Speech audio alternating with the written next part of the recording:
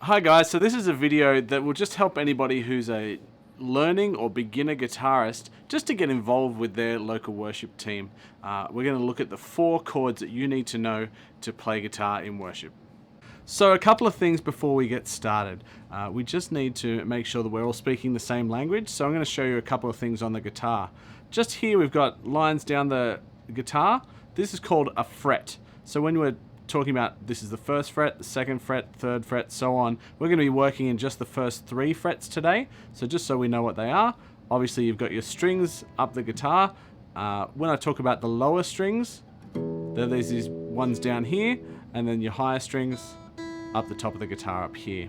So the last thing we need to know as well is we number our fingers just to make it easier for when we're placing them on the guitar. So I'll be talking about our 1st finger, our 2nd finger, 3rd finger, and 4th finger as we go through. So now that we are all talking the same language, I want to talk about 4 chords that are used in a huge amount of the worship choruses that are out there at the moment. They follow a progression in musically of the 1st chord, the 4th chord, the 5th chord, and the minor 6th chord. So you'll be able to transfer this to a lot of musical expressions, but in worship choruses, these are the main 4 chords that you need to know. The first chord we're going to teach you today is the C chord. So we take our 3rd finger, or our ring finger, we place it on the 3rd fret of the A string, giving us our C note.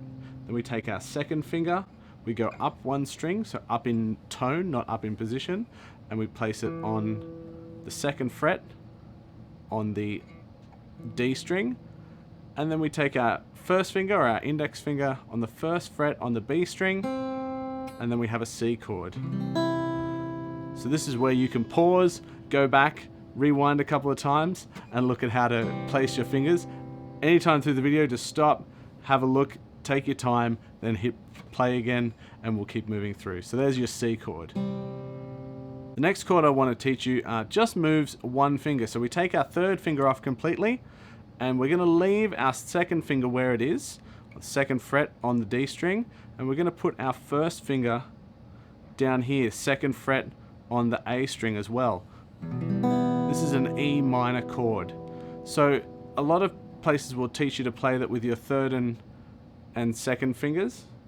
I play it that way because when I go from my C to my E minor, I'm only using 1 finger different, and it means that I'm reducing the amount of fingers that I'm taking off the fretboard, so I can actually play chords faster without taking fingers off and having to reposition everything. I can leave this finger here as what I like to call a root finger that's rooted on the guitar, and I can pivot around that and place my fingers in that position.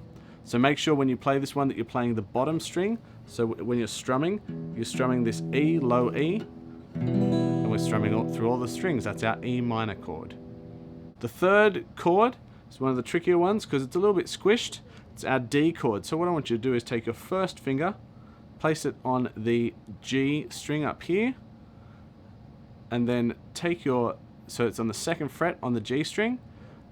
We're going to then take our 2nd finger, place it on the 2nd fret on the E string. So there's a gap in between those two. So I've got G and E covered.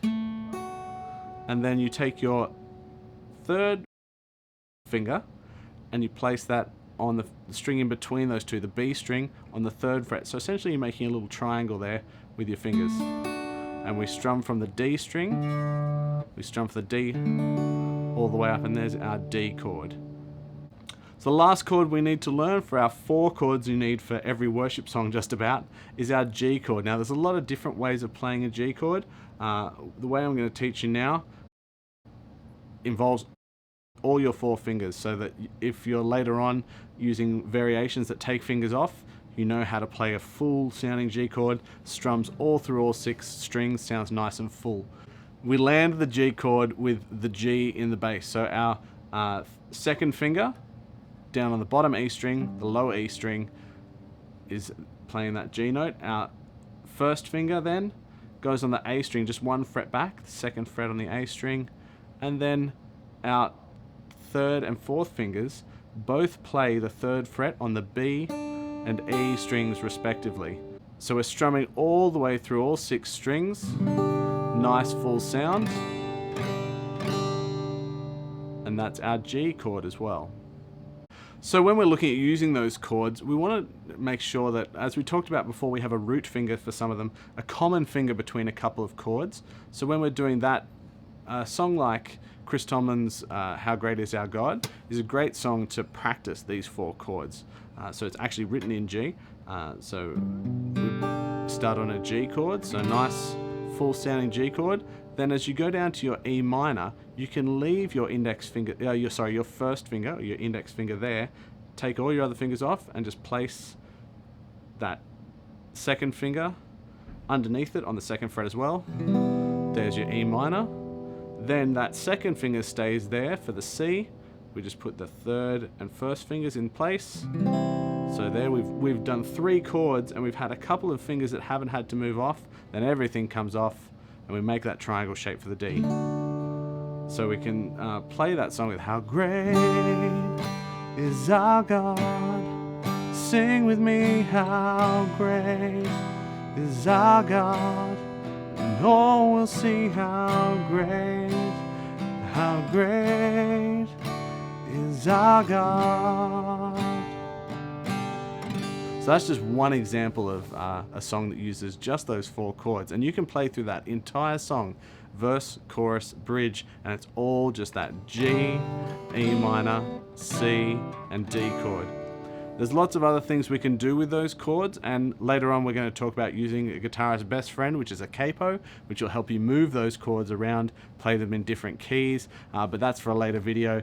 I hope you've enjoyed this video, and I hope that's been really helpful for you. If you're learning and you just want to get involved in some of the music ministry at your core, please practice these and then get in touch with your local music leader and say, I've been learning how to do this stuff, I'd really like to practice, because the best way to get better is to practice with a group. So if you have any other things you'd like to learn about guitar, make sure you subscribe to our channel first of all, but then ask, say, hey, I'd like to have a video about whatever it is you want to learn about. So remember to subscribe, like, and we'll see you later.